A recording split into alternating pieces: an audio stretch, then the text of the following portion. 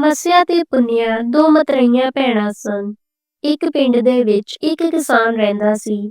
ਕਿਸਾਨ ਦੀ ਪਤਨੀ ਤੇ ਲੜਕੀ ਤਿੰਨੇ ਜਾਣੇ ਬਹੁਤ ਖੁਸ਼ ਸਨ। ਉਹਨਾਂ ਦੀ ਬੇਟੀ ਦਾ ਨਾਂ ਪੁੰਨਿਆ ਸੀ। ਪੁੰਨਿਆ ਚੰਨ ਦੀ ਤਰ੍ਹਾਂ ਸੋਹਣੀ ਤੇ ਬਹੁਤ ਹੀ ਖੂਬਸੂਰਤ ਸੀ। ਕਿਸਾਨ ਤੇ ਉਸਦੀ ਪਤਨੀ ਆਪਣੀ ਬੇਟੀ ਨੂੰ ਜਨਮ ਦੇ ਕੇ ਬਹੁਤ ਖੁਸ਼ ਸਨ। ਕਿਸਾਨ ਖੇਤੀਬਾੜੀ ਕਰਦਾ ਸੀ ਤੇ ਖੇਤੀਬਾੜੀ ਤੋਂ ਉਸਦਾ ਗੁਜ਼ਾਰਾ ਬਹੁਤ ਸੋਹਣੇ ਢੰਗ ਨਾਲ ਹੋਇਆ ਕਰਦਾ ਸੀ। ਉਸਦਾ ਵਧੀਆ ਸਮਾਂ ਬਤੀਤ ਹੋ ਰਿਹਾ ਸੀ। ਪਰ ਕਹਿੰਦੇ ਹਨ ਕਿ ਜਦੋਂ ਸਭ ਕੁਝ ਸਹੀ ਚੱਲਦਾ ਹੋਵੇ ਤਾਂ ਕੁਝ ਨਾ ਕੁਝ ਮਾੜਾ ਜ਼ਰੂਰ ਹੁੰਦਾ ਹੈ, ਜੋ ਆਪਾਂ ਕਦੇ ਸੋਚਿਆ ਵੀ ਨਹੀਂ ਹੁੰਦਾ। ਇਹੀ ਕਿਸਾਨ ਦੇ ਨਾਲ ਹੋਇਆ। ਕਿਸਾਨ ਦੀ ਪਤਨੀ ਬਿਮਾਰ ਹੋ ਗਈ। ਉਸਨੇ ਐਵੇਂ ਮੰਜਾ ਪੜਿਆ ਤੇ ਉੱਠ ਨਾ ਸਕੀ। ਕਿਸਾਨ ਨੇ ਉਸਦਾ ਬਹੁਤ ਇਲਾਜ ਕਰਵਾਇਆ, ਪਰ ਉਸਦੀ ਬਿਮਾਰੀ ਨਾ ਠੀਕ ਹੋਈ। ਉਸਨੇ ਹਰ ਪ੍ਰਕਾਰ ਦੀ ਦਵਾਈ ਖਵਾਈ। ਉਸ ਸਮੇਂ ਲੋਕ ਦੇਸੀ ਇਲਾਜ ਹੀ ਕਰਦੇ ਸੀ। ਬਹੁਤ ਇਲਾਜ ਕਰਾਉਣ ਤੋਂ ਬਾਅਦ ਵੀ ਉਸਦੀ ਪਤਨੀ ਬਚੀ ਨਹੀਂ। ਉਹ ਅਕਾਲ ਚਲਾਣਾ ਕਰ ਗਈ। ਕਿਸਾਨ ਉੱਤੇ ਦੁੱਖਾਂ ਦਾ ਪਹਾੜ ਟੁੱਟ ਗਿਆ। ਹੁਣ ਕਿਸਾਨ ਬਹੁਤ ਦੁਖੀ ਰਹਿਣ ਲੱਗਾ। ਉਹ ਵਿਚਾਰਾ ਆਪਣੀ ਲੜਕੀ ਨੂੰ ਪਾਲੇ ਕੇ ਪੇਟ ਭਰਨ ਲਈ ਬਾਹਰ ਕੰਮ-ਕਾਰ ਕਰਨ ਜਾਇਆ ਕਰੇ, ਜਿਸ ਨਾਲ ਘਰ ਦਾ ਖਰਚਾ ਚੱਲੇ। ਜੇ ਕਿਸਾਨ ਖੇਤਾਂ ਵਿੱਚ ਜਾਂਦਾ ਤਾਂ ਪਿੱਛੋਂ ਪੁੰਨਿਆਂ ਦਾ ਖਿਆਲ ਕੌਣ ਰੱਖਦਾ, ਤੇ ਜੇ ਉਹ ਪੁੰਨਿਆਂ ਦਾ ਖਿਆਲ ਰੱਖਦਾ ਤੇ ਖੇਤਾਂ ਵਿੱਚ ਕੰਮ ਕਰਨ ਕੌਣ ਜਾਂਦਾ। ਕਿਸਾਨ ਬੜੀ ਦੁਚਿੱਤੀ ਵਿੱਚ ਫਸ ਗਿਆ ਤੇ ਰਿਸ਼ਤੇਦਾਰਾਂ ਤੇ ਆਂਢੀਆਂ ਗੁਆਂਢੀਆਂ ਨੇ ਕਿਹਾ ਕਿ ਤੈਨੂੰ ਦੂਜਾ ਵਿਆਹ ਕਰਵਾ ਲੈਣਾ ਚਾਹੀਦਾ ਹੈ, ਕਿਉਂਕਿ ਤੇਰੀ ਲੜਕੀ ਬਹੁਤ ਛੋਟੀ ਹੈ। ਉਸਨੂੰ ਮਾਂ ਦੀ ਜ਼ਰੂਰਤ ਹੈ ਤੇ ਤੂੰ ਮਾਂ ਦੀ ਤਰ੍ਹਾਂ ਦੇਖਭਾਲ ਨਹੀਂ ਕਰ ਸਕਦਾ, ਕਿਉਂਕਿ ਉਹ ਲੜਕੀ ਹੈ। ਉਹਦੇ ਲਈ ਮਾਂ ਜ਼ਰੂਰੀ ਹੈ। ਪਹਿਲਾਂ ਤਾਂ ਉਹ ਬਹੁਤ ਸਮਾਂ ਟਾਲਦਾ ਰਿਹਾ ਕਿ ਉਹ ਆਪਣੀ ਧੀ ਲਈ ਮਤਰੇਈ ਮਾਂ ਨਹੀਂ ਲਿਆਏਗਾ, ਪਰ ਜਦੋਂ ਉਹਨੂੰ ਆਪਣੀ ਬੇਟੀ ਦਾ ਪਾਲਣ ਪੋਸ਼ਣ ਕਰਨ ਵਿੱਚ ਮੁਸ਼ਕਿਲ ਆਉਣ ਲੱਗੀ ਤਾਂ ਉਹਨੇ ਦੂਜਾ ਵਿਆਹ ਕਰ ਲੈਣਾ ਹੀ ਜ਼ਰੂਰੀ ਸਮਝਿਆ। ਕਿਸਾਨ ਦੇ ਰਿਸ਼ਤੇਦਾਰਾਂ ਨੇ ਇੱਕ ਲੜਕੀ ਵੇਖ ਕੇ ਉਸਦਾ ਵਿਆਹ ਕਰ ਦਿੱਤਾ। ਕਿਸਾਨ ਦੀ ਜਿਹੜੀ ਪਤਨੀ ਸੀ, ਉਸਦਾ ਨਾਮ ਰੂਪਾ ਸੀ। ਉਹ ਉਮਰ ਵਿੱਚ ਘੱਟ ਸੀ, ਪਰ ਉਹ ਗਰੀਬ ਪਰਿਵਾਰ ਵਿੱਚੋਂ ਆਈ ਸੀ, ਇਸ ਲਈ ਉਹ ਪੁੰਨਿਆ ਨੂੰ ਬਹੁਤ ਪਿਆਰ ਕਰਦੀ ਸੀ। ਪਰ ਕਹਿੰਦੇ ਹਨ ਕਿ ਮਤਰੇਈ ਤਾਂ ਮਤਰੇਈ ਹੀ ਹੁੰਦੀ ਹੈ। ਹੁਣ ਉਸਦਾ ਆਪਣਾ ਬੱਚਾ ਆਉਣ ਵਾਲਾ ਹੋ ਗਿਆ। ਰੂਪਾ ਨੇ ਇੱਕ ਲੜਕੀ ਨੂੰ ਜਨਮ ਦਿੱਤਾ, ਜੋ ਕਿ ਬਹੁਤ ਹੀ ਬਦਸੂਰਤ ਸੀ। ਉਸਦਾ ਨਾਮ ਮੱਸਿਆ ਰੱਖਿਆ ਗਿਆ, ਕਿਉਂਕਿ ਵੱਡੀ ਦਾ ਨਾਂ ਪੁੰਨਿਆ ਸੀ ਤੇ ਉਸਦਾ ਨਾਮ ਮੱਸਿਆ ਰੱਖ ਦਿੱਤਾ। ਰੂਪਾ ਨੇ ਵੇਖਿਆ ਜਿਹੜੀ ਪੁੰਨਿਆ ਹੈ ਉਹ ਬਹੁਤ ਹੀ ਸੁੰਦਰ ਹੈ। ਉਹਦੇ ਸੰਸਕਾਰ ਵੀ ਬਹੁਤ ਵਧੀਆ ਸੀ। ਪਤਾ ਨਹੀਂ ਰੂਪਾ ਵਿੱਚ ਕੀ ਬਦਲਾਵ ਆਇਆ। ਉਹ ਪੁੰਨਿਆ ਨੂੰ ਬਹੁਤ ਨਫ਼ਰਤ ਕਰਨ ਲੱਗੀ। ਹੁਣ ਉਸਨੂੰ ਪੁੰਨਿਆ ਭੋਰਾ ਵੀ ਚੰਗੀ ਨਹੀਂ ਲੱਗਦੀ ਸੀ। ਛੋਟੀ ਜਿਹੀ ਪੁੰਨਿਆ ਹੁਣ ਹੌਲੀ-ਹੌਲੀ ਵੱਡੀ ਹੋਣ ਲੱਗੀ, ਕਿਉਂਕਿ ਜੋ ਪੁੰਨਿਆ ਦੀ ਮਾਂ ਸੀ ਉਹ ਬਹੁਤ ਪੂਜਾ ਪਾਠ ਕਰਦੀ ਸੀ। ਇਸ ਲਈ ਪੁੰਨਿਆ ਵਿੱਚ ਵੀ ਉਹੀ ਸਭ ਕੁਝ ਦਿਸਦਾ ਸੀ। ਉਹਦੇ ਸੰਸਕਾਰ ਬਹੁਤ ਵਧੀਆ ਸੀ। ਛੋਟੀ ਜਿਹੀ ਗੜਵੀ ਲੈ ਕੇ ਪਾਣੀ ਭਰ ਕੇ ਜਾਂਦੀ ਤੇ ਸ਼ਿਵਲਿੰਗ ਤੇ ਚੜਾਉਂਦੀ ਸੀ। ਪਰ ਜਿਹੜੀ ਮਤਰੇਈ ਮਾਂ ਸੀ, ਉਸਨੂੰ ਪੁੰਨਿਆ ਦਾ ਕੋਈ ਵੀ ਕੰਮ ਚੰਗਾ ਨਹੀਂ ਲੱਗਦਾ ਸੀ। ਹੌਲੀ-ਹੌਲੀ ਦੋਵੇਂ ਕੁੜੀਆਂ ਵੱਡੀਆਂ ਹੋਣ ਲੱਗੀਆਂ। ਮਤਰੇਈ ਮਾਂ ਫਿਰ ਦੁਬਾਰਾ ਮਾਂ ਬਣਨ ਵਾਲੀ ਹੋ ਗਈ ਤੇ ਇੱਕ ਪੁੱਤਰ ਨੂੰ ਜਨਮ ਦਿੱਤਾ। ਉਹਦੇ ਵਿੱਚ ਬਹੁਤ ਘਮੰਡ ਆ ਗਿਆ। ਹੁਣ ਤਾਂ ਉਹ ਬਿਲਕੁਲ ਵੀ ਪੁੰਨਿਆ ਨੂੰ ਵੇਖ ਕੇ ਖੁਸ਼ ਨਹੀਂ ਸੀ। ਉਹ ਆਪਣੇ ਬੱਚਿਆਂ ਵਿੱਚ ਖੁਸ਼ ਰਹਿੰਦੀ। ਜਦੋਂ ਕਿਸਾਨ ਆਪਣੀ ਬੇਟੀ ਪੁੰਨਿਆ ਨੂੰ ਪਿਆਰ ਕਰਦਾ ਤਾਂ ਉਹ ਪਤਨੀ ਰੂਪਾ ਕਿਸਾਨ ਨਾਲ ਬਹੁਤ ਲੜਾਈ ਕਰਿਆ ਕਰਦੀ। ਇਸ ਲਈ ਕਿਸਾਨ ਚੁੱਪ ਹੀ ਰਹਿੰਦਾ। ਜੋ ਵੀ ਰੂਪਾ ਕਹਿੰਦੀ ਉਸਨੂੰ ਸੱਚ ਮੰਨ ਲੈਂਦਾ। ਹੌਲੀ-ਹੌਲੀ ਸਮਾਂ ਲੰਘਦਾ ਗਿਆ। ਦੋਵੇਂ ਲੜਕੀਆਂ ਜਵਾਨ ਹੋ ਗਈਆਂ। ਜੋ ਪੁੰਨਿਆ ਸੀ ਉਹ ਤਾਂ ਬਹੁਤ ਹੀ ਰੱਬ ਨੂੰ ਮੰਨਣ ਵਾਲੀ, ਪੂਜਾ ਭਗਤੀ ਕਰਨ ਵਾਲੀ ਤੇ ਸੁੰਦਰ ਤੇ ਸੁਸ਼ੀਲ ਸੀ। ਉਸਦੇ ਉਲਟ ਮੱਸਿਆ ਆਪਣੇ ਨਾਮ ਦੀ ਤਰ੍ਹਾਂ ਕੁਰੂਪ ਤੇ ਸੁਭਾਅ ਦੀ ਬਹੁਤ ਹੀ ਸ਼ਰਾਰਤੀ ਤੇ ਭੈੜੀ ਸੀ। ਪਰ ਕਹਿੰਦੇ ਹਨ ਮਾਂ ਲਈ ਕੀ ਸੁੰਦਰ ਤੇ ਕੀ ਬਦਸੂਰਤ, ਉਸਨੂੰ ਆਪਣੀ ਔਲਾਦ ਹੀ ਚੰਗੀ ਲੱਗਦੀ ਹੈ। ਜਿਹੜਾ ਲੜਕਾ ਸੀ ਉਹਦਾ ਨਾਮ ਮੋਹਨ ਸੀ। ਉਹ ਪੁੰਨਿਆ ਨੂੰ ਬਹੁਤ ਪਿਆਰ ਕਰਦਾ ਸੀ। ਉਸਨੂੰ ਆਪਣੀ ਮਤਰੇਈ ਭੈਣ ਨਹੀਂ ਸਮਝਦਾ ਸੀ। ਪਰ ਮੱਸਿਆ ਤੇ ਉਹਦੀ ਮਾਂ ਪੁੰਨਿਆ ਨੂੰ ਬਹੁਤ ਮਾੜਾ ਸਮਝਦੀਆਂ ਸਨ। ਹੁਣ ਦੋਵੇਂ ਲੜਕੀਆਂ ਵਿਆਹ ਦੇ ਯੋਗ ਹੋ ਗਈਆਂ। ਜੋ ਪੁੰਨਿਆ ਸੀ ਉਹ ਆਂਢੀਆਂ ਗੁਆਂਢੀਆਂ ਸਭ ਦੀ ਬਹੁਤ ਚਹੇਤੀ ਸੀ, ਸਾਰਿਆਂ ਦੀ ਮਦਦ ਕਰਦੀ ਸੀ। ਕਿਸਾਨ ਨੇ ਕਿਹਾ ਕਿ ਪੁੰਨਿਆ ਦਾ ਵਿਆਹ ਕਰਨਾ ਚਾਹੁੰਦਾ ਹੈ ਤਾਂ ਕਿਸਾਨ ਦੀ ਪਤਨੀ ਨੇ ਕਿਹਾ ਲੜਕੀਆਂ ਦਾ ਵਿਆਹ ਤਾਂ ਬਾਅਦ ਚ ਕਰਾਂਗੇ, ਪਹਿਲਾਂ ਪੁੱਤਰ ਦਾ ਵਿਆਹ ਕਰ ਲਈਏ ਤੇ ਘਰ ਵਿੱਚ ਨੂੰਹ ਲੈ ਆਈਏ। ਕਿਉਂਕਿ ਲੜਕਾ ਵੀ ਜਵਾਨ ਹੋ ਗਿਆ ਸੀ ਤਾਂ ਉਹਨਾਂ ਨੇ ਘਰ ਵਿੱਚ ਆਪਣੇ ਬੇਟੇ ਦੀ ਸ਼ਾਦੀ ਕੀਤੀ ਤੇ ਜਿਹੜੀ ਨੂੰਹ ਆਈ ਉਹ ਪੁੰਨਿਆ ਨਾਲ ਬਹੁਤ ਖੁਸ਼ ਰਹਿੰਦੀ ਸੀ। ਪੁੰਨਿਆ ਵੀ ਆਪਣੀ ਭਾਬੀ ਦਾ ਪੂਰਾ ਖਿਆਲ ਰੱਖਦੀ ਸੀ। ਉਸਦੇ ਕੰਮ ਵਿੱਚ ਹੱਥ ਵਟਾਉਂਦੀ ਰਹੀ। ਕਿ ਉਸਦੀ ਹਰ ਤਰ੍ਹਾਂ ਦੀ ਮਦਦ ਕਰਦੀ ਸੀ। ਇਸ ਦੇ ਉਲਟ ਮੱਸਿਆ ਆਪਣੀ ਭਾਬੀ ਦੇ ਕਿਸੇ ਵੀ ਕੰਮ ਵਿੱਚ ਹੱਥ ਨਹੀਂ ਵਟਾਉਂਦੀ ਸੀ। ਉਲਟਾ ਭਾਬੀ ਉੱਤੇ ਰੋਹ ਚੜ੍ਹਦਾ ਸੀ। ਭਾਬੀ ਦਾ ਪੁੰਨਿਆ ਵੱਲ ਲਗਾਵ ਜ਼ਿਆਦਾ ਸੀ ਤੇ ਮੱਸਿਆ ਨੂੰ ਬਹੁਤ ਘੱਟ ਪਸੰਦ ਕਰਦੀ ਸੀ। ਜੋ ਮਾਂ ਬੇਟੀ ਨੂੰ ਇਹ ਬਹੁਤ ਹੀ ਬੁਰਾ ਲੱਗਦਾ ਸੀ। ਇਹਦੇ ਕਰਕੇ ਪੁੰਨਿਆ ਨੂੰ ਹੋਰ ਵੀ ਤਾਨੇ ਸਹਿਣੇ ਪੈਂਦੇ ਸੀ। ਹੁਣ ਕਿਸਾਨ ਨੇ ਸੋਚਿਆ ਕਿ ਦੋਵੇਂ ਲੜਕੀਆਂ ਵਿਆਹਣ ਦੇ ਯੋਗ ਹਨ। ਕੋਈ ਵਧੀਆ ਜਿਹਾ ਘਰ ਵੇਖ ਕੇ ਇਹਨਾਂ ਦਾ ਵਿਆਹ ਕਰ ਦੇਣਾ ਹਾਂ। ਇਸ ਬਾਰੇ ਸੋਚਣ ਲੱਗਾ, ਪਰ ਮਤਰੇਈ ਮਾਂ ਬਿਲਕੁਲ ਵੀ ਨਹੀਂ ਚਾਹੁੰਦੀ ਸੀ ਕਿ ਪੁੰਨਿਆ ਕਿਸੇ ਵਧੀਆ ਘਰ ਵਿੱਚ ਜਾਵੇ। ਉਹ ਕਿਸਾਨ ਨੂੰ ਕਹਿਣ ਲੱਗੀ, ਪੁੰਨਿਆ ਵਾਸਤੇ ਵਧੀਆ ਘਰ ਵੇਖੋਗੇ ਤਾਂ ਦਾਜ ਕਿੱਥੋਂ ਲਿਆਵਾਂਗੇ? ਸਾਡੇ 2 ਲੜਕੀਆਂ ਹਨ, ਅਸੀਂ ਇਹਨਾਂ ਨੂੰ ਕਿਵੇਂ ਕਰਾਂਗੇ? ਇਸ ਤਰ੍ਹਾਂ ਕਰੋ, ਪੁੰਨਿਆ ਵਾਸਤੇ ਕੋਈ ਸਧਾਰਨ ਜਿਹਾ ਘਰ ਵੇਖ ਲਓ। ਉਹ ਗਰੀਬ ਘਰ ਜਾ ਕੇ ਵੀ ਨਿਭਾ ਲਊਗੀ, ਸਾਨੂੰ ਜ਼ਿਆਦਾ ਖਰਚਾ ਵੀ ਨਹੀਂ ਕਰਨਾ ਪਵੇਗਾ। ਕਿਸਾਨ ਨੇ ਆਪਣੀ ਘਰਵਾਲੀ ਦੀ ਗੱਲ ਮੰਨ ਲਈ। ਇੱਕ ਦੂਜੇ ਪਿੰਡ ਵਿੱਚ ਗਰੀਬ ਘਰ ਦੇ ਲੜਕੇ ਦਾ ਰਿਸ਼ਤਾ ਪੱਕਾ ਕਰ ਆਇਆ। ਜਦੋਂ ਰਿਸ਼ਤਾ ਪੱਕਾ ਕਰਕੇ ਕਿਸਾਨ ਘਰੇ ਆਇਆ ਤਾਂ ਉਹਨੇ ਆਪਣੀ ਪਤਨੀ ਨੂੰ ਦੱਸਿਆ ਤੇ ਉਸਨੇ ਪੁੰਨਿਆ ਦਾ ਰਿਸ਼ਤਾ ਤੈਅ ਕਰ ਦਿੱਤਾ ਹੈ। ਇਹ ਸੁਣ ਕੇ ਰੂਪਾ ਬਹੁਤ ਖੁਸ਼ ਹੋਈ। ਬੋਲੀ, ਮੇਰੀ ਇੱਕ ਗੱਲ ਹੋਰ ਮੰਨ ਲਓ, ਤੁਸੀਂ ਮੱਸਿਆ ਦਾ ਰਿਸ਼ਤਾ ਕਿਸੇ ਵਧੀਆ ਘਰ ਵਿੱਚ ਕਰ ਦਿਓ, ਕਿਉਂਕਿ ਇਹ ਸੁਭਾਅ ਦੀ ਬਹੁਤ ਤੇਜ਼ ਹੈ ਤੇ ਅੜੀਅਲ ਹੈ। ਦੋਵੇਂ ਭੈਣਾਂ ਦਾ ਇੱਕ ਦਿਨ ਵਿਆਹ ਕਰ ਦੇਵਾਂਗੇ, ਬਹੁਤ ਸਾਰੇ ਖਰਚ ਘਟ ਜਾਣਗੇ। ਸਾਨੂੰ ਆਪਣੀ ਜੋ ਵੀ ਸਹੂਲਤ ਦੇ ਮੁਤਾਬਿਕ ਆਪਾਂ ਕਰ ਲਵਾਂਗੇ। ਪਤਨੀ ਦੀ ਇਹ ਗੱਲ ਕਿਸਾਨ ਨੂੰ ਵਧੀਆ ਲੱਗੀ ਤੇ ਉਸਨੇ ਮੱਸਿਆ ਦਾ ਰਿਸ਼ਤਾ ਉਸੇ ਪਿੰਡ ਦੇ ਇੱਕ ਸੇਠ ਦੇ ਮੁੰਡੇ ਦੇ ਨਾਲ ਤੈਅ ਕਰ ਦਿੱਤਾ। ਪੁੰਨਿਆ ਦੀ ਮਤਰੇਈ ਮਾਂ ਬਹੁਤ ਖੁਸ਼ ਸੀ ਕਿ ਮੇਰੀ ਧੀ ਤਾਂ ਬੜੇ ਠਾਠ-ਬਾਠ ਨਾਲ ਰਹੂ ਤੇ ਪੁੰਨਿਆ ਜੋ ਮਤਰੇਈ ਸੀ ਉਹ ਦੁੱਖ ਭੋਗੂ। ਪਰ ਪੁੰਨਿਆ ਦੀ ਭਾਬੀ ਨੂੰ ਬੜਾ ਹੀ ਅਜੀਬ ਜਿਹਾ ਲੱਗਿਆ। ਉਹਨੇ ਕਿਹਾ ਕਿ ਤੁਸੀਂ ਇਹ ਸਭ ਸਹੀ ਨਹੀਂ ਕੀਤਾ, ਪਰ ਸੱਸ ਅੱਗੇ ਵਿਚਾਰੀ ਦੀ ਨਹੀਂ ਚੱਲਦੀ ਸੀ, ਇਸ ਲਈ ਉਹ ਚੁੱਪ ਹੀ ਰਹੀ। ਉਹ ਕੁਝ ਨਹੀਂ ਕਰ ਸਕਦੀ ਸੀ। ਦੋਵਾਂ ਦੀ ਬਰਾਤ ਇੱਕ ਦਿਨ ਆਈ। ਮੱਸਿਆ ਲਈ ਕਿਸਾਨ ਤੇ ਉਹਦੀ ਪਤਨੀ ਨੇ ਆਪਣੀ ਹੈਸੀਅਤ ਤੋਂ ਵੱਧ ਕੇ ਦਿੱਤਾ ਤੇ ਵਿਚਾਰੀ ਪੁੰਨਿਆ ਨੂੰ ਬਿਨਾਂ ਦਾਜ ਦਿੱਤੇ, ਕੁਝ ਵੀ ਨਾ ਦਿੱਤਿਆਂ ਵਿਦਾ ਕਰ ਦਿੱਤਾ। ਪੁੰਨਿਆ ਨੇ ਆਪਣੇ ਢੰਗ ਤੇ ਵਿਹਾਰ ਨਾਲ ਸਹੁਰਿਆਂ ਦਾ ਦਿਲ ਜਿੱਤ ਲਿਆ। ਉਹ ਗਰੀਬ ਜ਼ਰੂਰ ਸੀ, ਉਹਨਾਂ ਨੇ ਪਹਿਲਾਂ ਤੋਂ ਹੀ ਪੁੰਨਿਆ ਨੂੰ ਅਪਣਾਇਆ ਹੋਇਆ ਸੀ। ਪੁੰਨਿਆ ਵੱਡਿਆਂ ਦੀ ਇੱਜ਼ਤ ਕਰਦੀ ਸੀ, ਸੱਸ ਸਹੁਰੇ ਦਾ ਪੂਰਾ ਧਿਆਨ ਰੱਖਦੀ ਸੀ, ਆਪਣੇ ਘਰ ਵਾਲੇ ਦਾ ਵੀ ਪੂਰਾ ਖਿਆਲ ਰੱਖਦੀ, ਘਰ ਦਾ ਸਾਰਾ ਕੰਮ ਕਰਦੀ। ਉਹਦੇ ਘਰ ਵਿੱਚ ਸੁੱਖ ਸ਼ਾਂਤੀ ਤੇ ਦੋਵੇਂ ਸਮੇਂ ਪੂਜਾ ਪਾਠ ਕਰਦੀ। ਗਰੀਬ ਹੋਣ ਕਰਕੇ ਥੋੜੇ ਜਿਹੇ ਨਾਲ ਗੁਜ਼ਾਰਾ ਕਰ ਲੈਂਦੀ।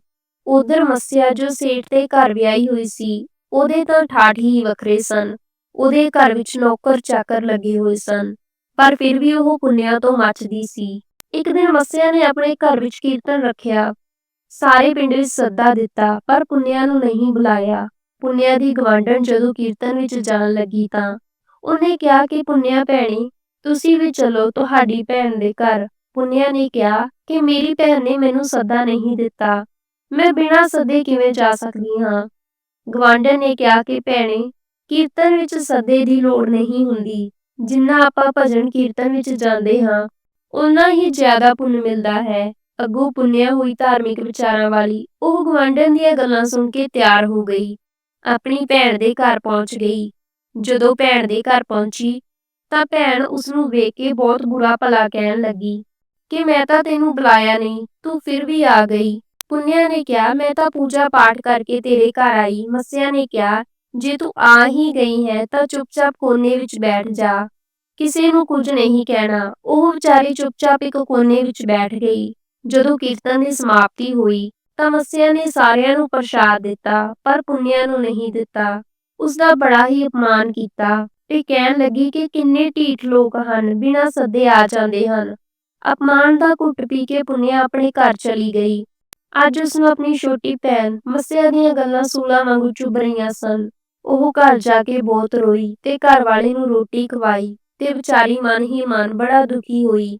ਉਹ ਆਪਣੇ ਘਰ ਵਾਲੇ ਨੂੰ ਕਹਿਣ ਲੱਗੀ ਕਿ ਅੱਜ ਮੇਰਾ ਮਨ ਬਹੁਤ ਉਦਾਸ ਹੈ, ਮੈਂ ਪੇਕੇ ਜਾਣਾ ਚਾਹੁੰਦੀ ਹਾਂ, ਤੁਸੀਂ ਬੱਚਿਆਂ ਨੂੰ ਵੇਖ ਲੈਣਾ, ਮੈਂ ਸਵੇਰੇ ਜਲਦੀ ਆ ਜਾਵਾਂਗੀ। ਉਸਨੇ ਆਪਣੇ ਸੱਸ ਸਹੁਰੇ ਤੇ ਪਤੀ ਤੋਂ ਆਗਿਆ ਲੈ ਕੇ ਪੇਕੇ ਘਰ ਤੁਰ ਪਈ। ਜਿਹੜੀ ਪੁੰਨਿਆ ਦੀ ਭਾਬੀ ਸੀ ਉਹ ਬਹੁਤ ਹੀ ਜ਼ਿਆਦਾ ਮਦਦ ਕਰਦੀ ਸੀ। ਪੁੰਨਿਆ ਜਦੋਂ ਵੀ ਦੁਖੀ ਹੁੰਦੀ ਆਪਣੀ ਭਾਬੀ ਕੋਲ ਜਾਂਦੀ ਤੇ ਉਸਦੀ ਭਾਬੀ ਉਸਦਾ ਪੂਰਾ ਸਹਿਯੋਗ ਕਰਦੀ। ਹੁਣ ਪੁੰਨਿਆ ਵਿਚਾਰੀ ਪੈਦਲ ਹੀ ਆਪਣੇ ਪੇਕਿਆਂ ਘਰ ਨੂੰ ਤੁਰ ਪਈ। ਤੁਰਦੀ ਤੁਰਦੀ ਜੰਗਲ ਦੇ ਵਿੱਚ ਰਸਤੇ ਦੇ ਵਿੱਚ ਗਈ। ਫਿਰ ਉਹਨੇ ਵੇਖਿਆ ਕਿ ਇੱਕ ਔਰਤ ਬੈਠੀ ਹੋਈ ਸੀ। ਉਹ ਬਹੁਤ ਬੁੱਢੀ ਸੀ, ਉਹਦੇ ਚਿੱਟੇ ਵਾਲ ਸਨ, ਬੁੱਢੀ ਔਰਤ ਕਹਿਣ ਲੱਗੀ ਕਿ ਧੀਏ, ਮੈਂ ਬਹੁਤ ਲਾਚਾਰ ਹਾਂ, ਮੇਰੇ ਵਾਲ ਖੁੱਲ ਗਏ ਹਨ, ਇਹਨਾਂ ਨੂੰ ਬੰਨ੍ਹ ਦੇ, ਮੈਨੂੰ ਬਹੁਤ ਜ਼ਿਆਦਾ ਗਰਮੀ ਲੱਗਦੀ ਹੈ। ਉਹ ਧਾਰਮਿਕ ਵਿਚਾਰਾਂ ਵਾਲੀ ਸੀ। ਉਸਨੂੰ ਮਾਤਾ ਤੇ ਦਇਆ ਆ ਗਈ। ਉਹਨੇ ਬੁੱਢੀ ਮਾਈ ਦੇ ਵਾਲਾਂ ਨੂੰ ਤੇਲ ਲਾ ਕੇ ਚੰਗੀ ਤਰ੍ਹਾਂ ਸਿਰ ਵਾ ਦਿੱਤਾ। ਮਾਂ ਕਹਿਣ ਲੱਗੀ, ਮੇਰਾ ਜਿਹੜਾ ਤੁਲਸੀ ਦਾ ਚਬੂਤਰਾ ਹੈ ਉਹ ਵੀ ਬੜੀ ਗੰਦਗੀ ਨਾਲ ਭਰਿਆ ਹੋਇਆ ਹੈ, ਉਸਨੂੰ ਵੀ ਸਾਫ਼ ਕਰ ਦੇ। ਤਾਂ ਉਸਨੇ ਉਹ ਵੀ ਸਾਫ਼ ਕਰ ਦਿੱਤਾ। ਫਿਰ ਉਸਨੇ ਕਿਹਾ ਕਿ ਹੁਣ ਮੈਨੂੰ ਮਾਂ ਆਗਿਆ ਦੇਵੋ, ਮੈਨੂੰ ਆਪਣੇ ਪੇਕੇ ਘਰ ਜਾਣਾ ਹੈ। ਬੁੱਢੀ ਮਾਂ ਤੋਂ ਆਸ਼ੀਰਵਾਦ ਲੈ ਕੇ ਉਹ ਖੁਸ਼ੀ-ਖੁਸ਼ੀ ਅੱਗੇ ਚਲੀ ਗਈ। ਅੱਗੇ ਗਈ ਤਾਂ ਉਸਨੇ ਵੇਖਿਆ ਕਿ ਇੱਕ ਬੁੱਢਾ ਬਾਬਾ ਲੰਮੇ-ਲੰਮੇ ਵਾਲਾਂ ਵਾਲਾ ਬੜੇ ਹੀ ਬੇਢੰਗ ਜਿਹਾ ਰੂਪ ਕਰਕੇ ਬੈਠਾ ਹੋਇਆ ਸੀ। ਉਹ ਪੁੰਨਿਆ ਨੂੰ ਵੇਖ ਕੇ ਕਹਿਣ ਲੱਗਾ ਕਿ ਧੀਏ, ਤੂੰ ਮੈਨੂੰ ਧਾਰਮਿਕ ਵਿਚਾਰਾਂ ਵਾਲੀ ਲੱਗਦੀ ਹੈ, ਕਿਉਂਕਿ ਰੱਬ ਉਸਨੂੰ ਪਰਖਦਾ ਸੀ। ਉਹ ਬਾਬਾ ਬੋਲਿਆ, ਬੇਟੀ, ਮੈਨੂੰ ਬਹੁਤ ਪਿਆਸ ਲੱਗੀ ਹੈ, ਮੈਨੂੰ ਪਾਣੀ ਚਾਹੀਦਾ ਹੈ। ਬੋਲੀ, ਬਾਬਾ, ਮੈਂ ਹੁਣੇ ਪਾਣੀ ਲਿਆ ਕੇ ਦਿੰਦੀ ਹਾਂ। ਉਸਨੇ ਬਾਬੇ ਨੂੰ ਪਾਣੀ ਲਿਆ ਕੇ ਦਿੱਤਾ ਤੇ ਬਾਬੇ ਨੇ ਪਾਣੀ ਪੀਤਾ ਤੇ ਕਿਹਾ ਕਿ ਮੇਰੇ ਪੈਰਾਂ ਤੇ ਜ਼ਖਮ ਹੋ ਗਏ ਹਨ, ਮੱਖੀਆਂ ਫਿਰਦੀਆਂ ਨੇ, ਤੂੰ ਇਹਨਾਂ ਜ਼ਖਮਾਂ ਨੂੰ ਕਿਸੇ ਕੱਪੜੇ ਨਾਲ ਸਾਫ਼ ਕਰ ਦੇ। ਉਸਨੇ ਚੰਗੀ ਤਰ੍ਹਾਂ ਬਾਬੇ ਦੇ ਜ਼ਖਮ ਪਾਣੀ ਨਾਲ ਧੋ ਦਿੱਤੇ ਤੇ ਆਪਣੀ ਚੁੰਨੀ ਦਾ ਕੱਪੜਾ ਪਾੜ ਕੇ ਉਹਨਾਂ ਜ਼ਖਮਾਂ ਦੇ ਉੱਪਰ ਬੰਨ੍ਹ ਦਿੱਤਾ ਤੇ ਬਾਬੇ ਤੋਂ ਆਸ਼ੀਰਵਾਦ ਲੈ ਕੇ ਅੱਗੇ ਚਲੀ ਗਈ। ਇੱਕ ਮੰਦਿਰ ਦੇ ਵਿੱਚ ਇੱਕ ਬੁੱਢੀ ਔਰਤ ਬੈਠੀ ਸੀ ਤੇ ਕਹਿਣ ਲੱਗੀ ਕਿ ਬੇਟਾ, ਮੈਂ ਬੜੀ ਬੁੱਢੀ ਹਾਂ, ਮੇਰੇ ਮੰਦਿਰ ਦੇ ਵਿੱਚ ਮੇਰੇ ਤੋਂ ਸਫਾਈ ਨਹੀਂ ਹੁੰਦੀ, ਜੇ ਤੂੰ ਚਾਵੇਂ ਤਾਂ ਇਸ ਨੂੰ ਸਾਫ਼ ਕਰ ਦੇ। ਤਾਂ ਪੁੰਨਿਆ ਨੇ ਉਸ ਬੁੱਢੀ ਮਾਂ ਦੇ ਕਹਿਣ ਤੇ ਮੰਦਿਰ ਦੀ ਸਫਾਈ ਕਰ ਦਿੱਤੀ ਤੇ ਉਸ ਮਾਂ ਦੇ ਪੈਰ ਹੱਥ ਘੁੱਟ ਕੇ ਅੱਗੇ ਚਲੀ ਗਈ। ਉਹਦੇ ਪੇਕੇ ਪਿੰਡ ਜਾਣ ਲੱਗਿਆ ਰਸਤੇ ਵਿੱਚ ਗੰਗਾ ਨਦੀ ਪੈਂਦੀ ਸੀ। ਗੰਗਾ ਨਦੀ ਤੇ ਇੱਕ ਮਾਈ ਬੈਠੀ ਸੀ। ਉਸ ਮਾਈ ਨੇ ਕਿਹਾ ਕਿ ਧੀਏ, ਮੇਰੇ ਸਿਰ ਵਿੱਚ ਬਹੁਤ ਜੂਆਂ ਪੈ ਗਈਆਂ ਹਨ, ਮੇਰੇ ਤੋਂ ਸਫਾਈ ਨਹੀਂ ਹੁੰਦੀ। ਤਾਂ ਪੁੰਨਿਆ ਨੇ ਉਸਦੀ ਸਫਾਈ ਕਰਕੇ ਗੰਗਾ ਦੀ ਘਾਟ ਦੇ ਆਸ-ਪਾਸ ਵੀ ਜੋ ਗੰਦਗੀ ਸੀ ਉਹ ਵੀ ਸਾਫ਼ ਕਰ ਦਿੱਤੀ। ਉਸ ਮਾਈ ਨੇ ਪੁੱਛਿਆ ਕਿ ਬੇਟਾ ਤੂੰ ਕਿੱਥੇ ਜਾ ਰਹੀ ਹੈ? ਉਹਨੇ ਸਾਰੀ ਗੱਲ ਦੱਸੀ ਕਿ ਮੈਂ ਭਾਬੀ ਨੂੰ ਮਿਲਣ ਜਾ ਰਹੀ ਹਾਂ। ਉਸਨੇ ਉਸਨੂੰ ਬੇੜੀ ਦਿੱਤੀ ਤੇ ਕਿਹਾ ਕਿ ਤੂੰ ਬੇੜੀ ਤੇ ਚਲੀ ਜਾ, ਆਪਦੀ ਭਾਬੀ ਨੂੰ ਮਿਲ ਜਾ ਕੇ। ਤੇ ਉਹ ਭਾਬੀ ਕੋਲ ਪਹੁੰਚ ਗਈ। ਉਸਨੇ ਆਪਣੀ ਭਾਬੀ ਨੂੰ ਮੱਸਿਆ ਵਾਲੀ ਕੋਈ ਗੱਲ ਵੀ ਨਾ ਦੱਸੀ ਕਿ ਉਹਦੇ ਘਰ ਉਸਦੀ ਬਹੁਤ ਬੇਅਦਬੀ ਹੋਈ ਸੀ। ਉਹ ਆਪਣੀ ਭਾਬੀ ਨੂੰ ਮਿਲੀ, ਭਤੀਜੇ ਭਤੀਜੀਆਂ ਨੂੰ ਮਿਲੀ, ਆਪਣੇ ਬਾਪ ਨੂੰ ਮਿਲੀ ਤੇ ਆਪਣੀ ਮਤਰੇਈ ਮਾਂ ਨੂੰ ਵੀ ਮਿਲੀ। ਮਤਰੇਈ ਮਾਂ ਉਸਨੂੰ ਵੇਖ ਕੇ ਬੜਾ ਗੁੱਸੇ ਹੋਈ ਤੇ ਉਸਨੂੰ ਤਾਨੇ ਸੁਣਾਉਣ ਲੱਗੀ ਕਿ ਪਤੀ ਦੇ ਘਰ ਵੀ ਨਿਭਦੀ ਨਹੀਂ, ਜਦੋਂ ਵੇਖੋ ਮੂੰਹ ਚੱਕ ਕੇ ਤੁਰ ਆਉਂਦੀ ਹੈ। ਭਾਬੀ ਬੋਲੀ, ਕੋਈ ਗੱਲ ਨਹੀਂ, ਧੀਆਂ ਨੇ ਪੇਕਿਆਂ ਘਰ ਹੀ ਆਉਣਾ ਹੈ, ਜੇ ਆਪਣੇ ਕੋਲ ਨਹੀਂ ਆਊਗੀ ਤਾਂ ਹੋਰ ਕਿੱਥੇ ਜਾਵੇਗੀ। ਉਸਨੇ ਆਪਣੀ ਭਾਬੀ ਨਾਲ ਰਲ ਮਿਲ ਕੇ ਸਾਰਾ ਕੰਮ ਕੀਤਾ ਤੇ ਅਗਲੇ ਦਿਨ ਉਹ ਭਾਬੀ ਨੂੰ ਕਹਿਣ ਲੱਗੀ ਕਿ ਹੁਣ ਮੈਨੂੰ ਆਗਿਆ ਦਿਓ, ਮੈਂ ਆਪਣੇ ਸਹੁਰਿਆਂ ਨੂੰ ਜਾਣਾ ਹੈ। ਉਸਦੀ ਭਾਬੀ ਨੇ ਉਸਨੂੰ ਇੱਕ ਸਾੜੀ ਦਿੱਤੀ ਤੇ ਉਹ ਸਾੜੀ ਲੈ ਕੇ ਉੱਥੋਂ ਚੱਲ ਪਈ। ਜਦ ਉਹ ਗੰਗਾ ਤੇ ਪਹੁੰਚੀ ਤਾਂ ਉਸਨੂੰ ਗੰਗਾ ਮਾਈ ਨੇ ਕਿਹਾ ਕਿ ਧੀਏ, ਜੋ ਕੱਲ ਮੇਰੀ ਸੇਵਾ ਕਰਕੇ ਗਈ ਸੀ, ਕਿ ਤੂੰ ਉਹੀ ਹੈ? ਉਸਨੇ ਕਿਹਾ ਕਿ ਹਾਂ ਮਾਤਾ, ਮੈਂ ਉਹੀ ਹਾਂ। ਉਸਨੇ ਕਿਹਾ ਕਿ ਮੇਰੇ ਕੋਲ ਥੋੜੀ ਜਿਹੀ ਰੇਤ ਹੈ, ਤੂੰ ਇਹ ਲੈ ਜਾ। ਉਹਨੇ ਝੋਲੀ ਅੱਡ ਕੇ ਰੇਤ ਝੋਲੀ ਵਿੱਚ ਪਵਾ ਲਈ, ਆਸ਼ੀਰਵਾਦ ਸਮਝ ਕੇ ਅੱਗੇ ਲੈ ਗਈ। ਫਿਰ ਅੱਗੇ ਜਾ ਕੇ ਉਸਨੂੰ ਪਾਰਵਤੀ ਮਾਈ ਮੰਦਿਰ ਵਿੱਚ ਮਿਲੀ। ਪਾਰਵਤੀ ਮਾਈ ਨੇ ਉਸਨੂੰ ਕਿਹਾ ਕਿ ਧੀਏ, ਤੂੰ ਕੱਲ ਵਾਲੀ ਹੈ ਜਿਸਨੇ ਮੇਰੀ ਸੇਵਾ ਕੀਤੀ ਸੀ। ਉਸਨੇ ਕਿਹਾ ਕਿ ਮੇਰੇ ਕੋਲੋਂ ਇਹ ਅੰਗਾਰੇ ਲੈ ਜਾ। ਉਸਨੇ ਅੰਗਾਰੇ ਆਪਣੀ ਝੋਲੀ ਵਿੱਚ ਪਵਾ ਲਏ। ਫਿਰ ਉਸਨੂੰ ਬਾਬਾ ਸ਼ਿਵਜੀ ਭਗਵਾਨ ਮਿਲੇ ਤੇ ਉਸਨੇ ਕਿਹਾ ਕਿ ਧੀਏ, ਤੂੰ ਕੱਲ ਵਾਲੀ ਹੈ? ਉਸਨੇ ਕਿਹਾ ਕਿ ਹਾਂਜੀ।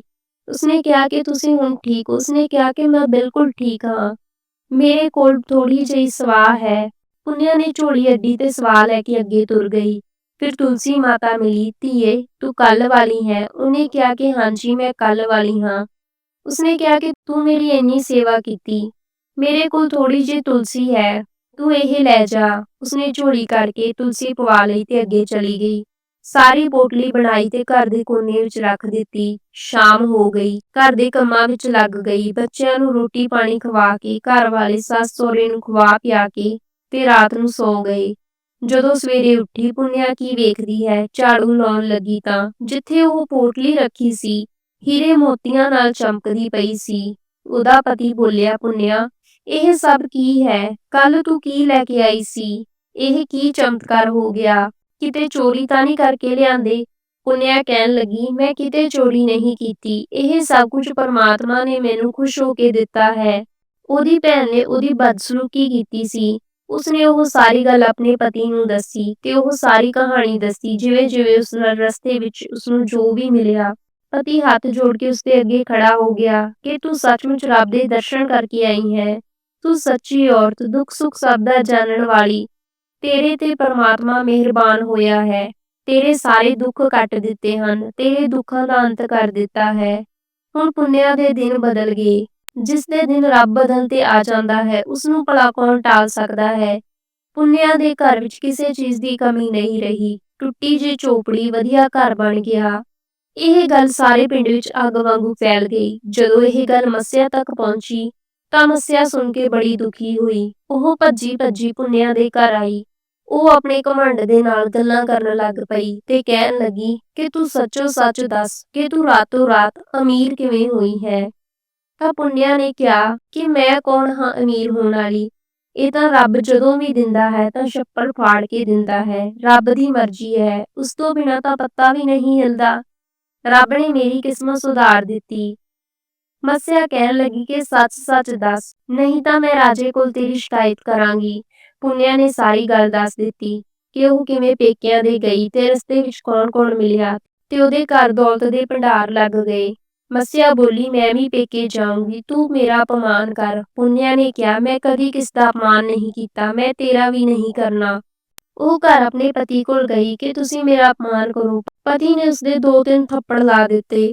ਉਹ ਪੇਕਿਆਂ ਨੂੰ ਤੁਰ ਪਈ। ਤੁਰਦੀ ਤੁਰਦੀ ਉਸਨੂੰ ਤੁਲਸੀ ਮਾਂ ਮਿਲੀ। ਬੁੱਢੀ ਔਰਤ ਨੇ ਕਿਹਾ ਕਿ ਮੇਰੇ ਵਾਲ ਗੁੰਦ ਦੇ, ਤੁਲਸੀ ਦਾ ਬੂਟਾ ਸੁੱਕਾ ਪਿਆ ਹੈ, ਉੱਥੇ ਸਫਾਈ ਕਰ ਦੇ। ਮੱਸਿਆ ਘਮੰਡੀ ਸੀ, ਉਹ ਕਿੱਥੇ ਕੁਝ ਕੰਮ ਕਰਨ ਵਾਲੀ ਸੀ। ਉਸਨੇ ਕਿਹਾ ਕਿ ਮੇਰੇ ਕੋਲ ਫਾਲਤੂ ਕੰਮਾਂ ਲਈ ਟਾਈਮ ਨਹੀਂ ਹੈ। ਇਹ ਕਹਿ ਕੇ ਉਹ ਅੱਗੇ ਚਲੀ ਗਈ। ਫਿਰ ਬੁੱਢੇ ਰੂਪ ਵਿੱਚ ਸ਼ਿਵ ਭਗਵਾਨ ਆਏ ਕਿ ਧੀਏ, ਮੇਰੇ ਜ਼ਖਮਾਂ ਤੇ ਬੜੀਆਂ ਮੱਖੀਆਂ ਬੈਠਦੀਆਂ ਹਨ, ਤੂੰ ਇਹਨਾਂ ਨੂੰ ਸਾਫ਼ ਕਰ ਦੇ। ਉਹ ਨੱਕ ਮੂੰਹ ਚੜਾ ਕੇ ਅੱਗੇ ਤੁਰ ਪਈ। ਪਾਰਬਤੀ ਮਾਈ ਮਿਲੀ ਕਿ ਧੀਏ, ਮੇਰੇ ਜੂਆਂ ਪਈਆਂ ਹੋਈਆਂ ਹਨ, ਮੇਰੇ ਮੰਦਰ ਦੀ ਸਫਾਈ ਕਰ ਦੇ। ਉਹ ਕਹਿੰਦੀ ਮੇਰੇ ਕੋਲ ਫਾਲਤੂ ਕੰਮਾਂ ਲਈ ਟਾਈਮ ਨਹੀਂ ਹੈ ਤੇ ਅੱਗੇ ਚਲੀ ਗਈ। ਫਿਰ ਉਸਨੂੰ ਗੰਗਾ ਘਾਟ ਤੇ ਗੰਗਾ ਮਾਈ ਮਿਲੀ ਤੇ ਉਸਨੂੰ ਸਫਾਈ ਕਰਨ ਲਈ ਕਿਹਾ ਤੇ ਉਹ ਫਿਰ ਉਹੀ ਗੱਲ ਕਹਿ ਕੇ ਅੱਗੇ ਚਲੀ ਗਈ ਕਿ ਮੇਰੇ ਕੋਲ ਫਾਲਤੂ ਕੰਮਾਂ ਲਈ ਟਾਈਮ ਨਹੀਂ ਹੈ ਤੇ ਪੇਕਿਆਂ ਦੇ ਚਲੀ ਗਈ। ਸਿੱਧੀ ਜਾ ਕੇ ਮਾਂ ਕੋਲ ਬੈਠ ਗਈ ਤੇ ਪੁੰਨਿਆ ਦੀਆਂ ਚੁਗਲੀਆਂ ਕਰਨ ਲੱਗ ਪਈ ਤੇ ਉਸਨੇ ਕਿਹਾ ਕਿ ਭਾਬੀ ਨੇ ਉਸਨੂੰ ਕੱਲ ਬਹੁਤ ਕੁਝ ਦਿੱਤਾ ਹੈ। ਪੁੰਨਿਆ ਦੀ ਤਾਂ ਰਾਤੋਂ ਰਾਤ ਜ਼ਿੰਦਗੀ ਬਦਲ ਗਈ ਹੈ। ਉਸ ਕੋਲ ਬਹੁਤ ਧਨ ਦੌਲਤ ਆ ਗਿਆ ਹੈ। ਮਾਂ ਤੇ ਭਾਬੀ ਦੀ ਉਸਨੇ ਬਹੁਤ ਲੜਾਈ ਕਰਵਾਈ। ਉਸਨੇ ਭਾਬੀ ਨੂੰ ਕਿਹਾ ਕਿ ਤੂੰ ਮੈਨੂੰ ਵੀ ਸਾੜੀ ਦੇ। ਉਸਦੀ ਭਾਬੀ ਨੇ ਕਿਹਾ ਕਿ ਮੈਂ ਉਸਨੂੰ ਸਾੜੀ ਤੋਂ ਬਿਨਾਂ ਹੋਰ ਕੁਝ ਵੀ ਨਹੀਂ ਦਿੱਤਾ। ਉਸਨੇ ਕਿਹਾ ਕਿ ਤੂੰ ਮੈਨੂੰ ਵੀ ਸਾੜੀ ਦੇ। ਤਾਂ ਭਾਬੀ ਨੇ ਕਿਹਾ ਕਿ ਮੇਰੇ ਕੋਲ ਤੈਨੂੰ ਦੇਣ ਲਈ ਕੁਝ ਨਹੀਂ ਹੈ। ਤਾਂ ਉਸਦੀ ਮਾਂ ਨੇ ਕਿਹਾ ਕਿ ਤੂੰ ਮੇਰੇ ਤੋਂ ਮੰਗਦੀ ਏ, ਜੋ ਤੈਨੂੰ ਚਾਹੀਦਾ ਹੈ ਮੈਂ ਦੇਵਾਂਗੀ। ਤਾਂ ਉਹ ਉੱਥੋਂ ਜੋ ਵੀ ਸੀ ਲੈ ਕੇ ਵਾਪਸ ਮੁੜ ਆਈ। ਰਸਤੇ ਵਿੱਚ ਉਸਨੂੰ ਗੰਗਾ ਮਾਂ ਮਿਲੀ ਤੇ ਉਸਨੇ ਕਿਹਾ ਕਿ ਧੀਏ, ਮੇਰੇ ਕੋਲੋਂ ਰੇਤ ਲੈ ਜਾ। ਤੇ ਉਸਨੂੰ ਯਾਦ ਆਇਆ ਕਿ ਪੁੰਨਿਆ ਨੂੰ ਵੀ ਰੇਤ ਮਿਲੀ ਸੀ। ਉਹ ਆਪਣੀ ਝੋਲੀ ਵਿੱਚ ਪਵਾ ਕੇ ਅੱਗੇ ਲੈ ਤੁਰੀ। ਰਸਤੇ ਵਿੱਚ ਉਸਨੂੰ ਭੋਲੇ ਬਾਬਾ ਮਿਲੇ। ਉਹਨਾਂ ਨੇ ਕਿਹਾ ਕਿ ਅੰਗਾਰੇ ਲੈ ਜਾ ਮੇਰੇ ਕੋਲੋਂ। ਤਾਂ ਉਸਦਾ ਉਹਦੇ ਕੋਲ ਜਾਣ ਨੂੰ ਮਨ ਨਾ ਕੀਤਾ ਤੇ ਫਿਰ ਉਸਨੂੰ ਤੁਲਸੀ ਮਾਤਾ ਮਿਲੀ ਤੇ ਉਹ ਉਸ ਤੋਂ ਤੁਲਸੀ ਲੈ ਕੇ ਅੱਗੇ ਆ ਗਈ ਤੇ ਉਹਨੇ ਘਰੇ ਆ ਕੇ ਪੋਟਲੀ ਵਿੱਚ ਬੰਨ੍ਹ ਕੇ ਇੱਕ ਕੋਨੇ ਵਿੱਚ ਰੱਖ ਦਿੱਤੀ। ਤੇ ਜਦੋਂ ਸਵੇਰੇ ਉੱਠ ਕੇ ਝਾੜੂ ਲਾਉਣ ਲੱਗੀ ਤਾਂ ਦੇਖਿਆ ਕਿ ਵਿਹੜੇ ਵਿੱਚ ਕੀੜੇ ਮਕੌੜੇ ਤੁਰੇ ਫਿਰ ਰਹੇ ਸਨ। ਤੇ ਫਿਰ ਇੱਕਦਮ ਉਸਦੇ ਘਰ ਨੂੰ ਵੀ ਅੱਗ ਲੱਗ ਗਈ ਤੇ ਸਾਰਾ ਘਰ ਸੜ ਕੇ ਸਵਾਹ ਹੋ ਗਿਆ। ਹੁਣ ਪੁੰਨਿਆ ਨੂੰ ਗਾਲਾਂ ਕੱਢਣ ਲੱਗ ਪਈ ਕਿ ਪਤਾ ਨਹੀਂ ਉਸਨੇ ਕਿਹੜਾ ਜਾਦੂ ਕਰਵਾ ਦਿੱਤਾ ਹੈ। ਆਪਣੇ ਘਰ ਇੰਨੀ ਧਨ ਦੌਲਤ ਹੋ ਗਈ ਹੈ ਤੇ ਮੇਰਾ ਘਰ ਸੜ ਕੇ ਸਵਾਹ ਹੋ ਗਿਆ ਹੈ। ਸਾਰੇ ਕਹਿਣ ਲੱਗੇ ਕਿ ਮੱਸਿਆ, ਸਭ ਤੇਰੇ ਲਾਲਚ ਦਾ ਫਲ ਹੈ ਕਿ ਤੂੰ ਪੁੰਨਿਆ, ਜੋ ਸਭ ਦਾ ਭਲਾ ਸੋਚਣ ਵਾਲੀ ਤੇ ਪੂਜਾ ਪਾਠ ਕਰਨ ਵਾਲੀ ਸੀ, ਉਸਦਾ ਭਲਾ ਨਹੀਂ ਸੋਚਦੀ ਸੀ, ਹਮੇਸ਼ਾ ਉਸਦਾ ਬੁਰਾ ਸੋਚਦੀ ਸੀ। ਇਹ ਤਾਂ ਉਸਦੇ ਚੰਗੇ ਕਰਮ ਸਨ ਕਿ ਉਸਨੂੰ ਸਭ ਕੁਝ ਮਿਲਿਆ। ਤੂੰ ਘਮੰਡੀ ਹੋਣ ਕਰਕੇ ਰੱਬ ਨੇ ਤੇਰੇ ਤੋਂ ਜੋ ਹੈਗਾ ਸੀ ਉਹ ਵੀ ਖੋਹ ਲਿਆ। ਆਉਣ ਵਾਲੇ ਸਮੇਂ ਵਿੱਚ ਤੂੰ ਵੀ ਵਧੀਆ ਵਿਚਾਰਾਂ ਵਾਲੀ ਬਣ। ਲਾਲਚ ਕਰਨਾ ਛੱਡ ਦੇ, ਕਿਉਂਕਿ ਲਾਲਚ ਕਰਨਾ ਬਹੁਤ ਮਾੜੀ ਗੱਲ ਹੈ। ਪੁੰਨਿਆ ਵਿਚਾਰੀ ਗਰੀਬ ਸੀ, ਸਾਰਿਆਂ ਦਾ ਦੁੱਖ ਸੁੱਖ ਵਿੱਚ ਸਾਥ ਦਿੰਦੀ ਸੀ, ਇਸ ਲਈ ਰੱਬ ਨੇ ਉਸਦੀ ਸੁਣ ਲਈ। ਸੋ ਸਾਨੂੰ ਇਸ ਕਹਾਣੀ ਤੋਂ ਇਹ ਸਿੱਖਿਆ ਮਿਲਦੀ ਹੈ ਕਿ ਸਾਨੂੰ ਕਦੇ ਵੀ ਲਾਲਚ ਨਹੀਂ ਕਰਨਾ ਚਾਹੀਦਾ ਤੇ ਹਮੇਸ਼ਾ ਰੱਬ ਦੀ ਰਜ਼ਾ ਵਿੱਚ ਰਹਿਣਾ ਚਾਹੀਦਾ ਹੈ। ਤੁਹਾਨੂੰ ਇਹ ਕਹਾਣੀ ਕਿਵੇਂ ਲੱਗੀ ਮੈਨੂੰ ਕਮੈਂਟਾਂ ਵਿੱਚ ਜ਼ਰੂਰ ਦੱਸਿਓ। ਜੇਕਰ ਤੁਸੀਂ ਮੇਰੇ ਚੈਨਲ ਤੇ ਨਵੇਂ ਹੋ ਤਾਂ ਮੇਰੇ ਚੈਨਲ ਨੂੰ ਸਬਸਕ੍ਰਾਈਬ ਕਰ ਲੈਣਾ ਤੇ ਵੀਡੀਓ ਨੂੰ ਲਾਈਕ ਤੇ ਵੱਧ ਤੋਂ ਵੱਧ ਸ਼ੇਅਰ ਜ਼ਰੂਰ ਕਰਿਓ। ਵਾਹਿਗੁਰੂ ਜੀ ਕਾ ਖਾਲਸਾ, ਸ਼੍ਰੀ ਵਾਹਿਗੁਰੂ ਜੀ ਕੀ ਫਤਿਹ।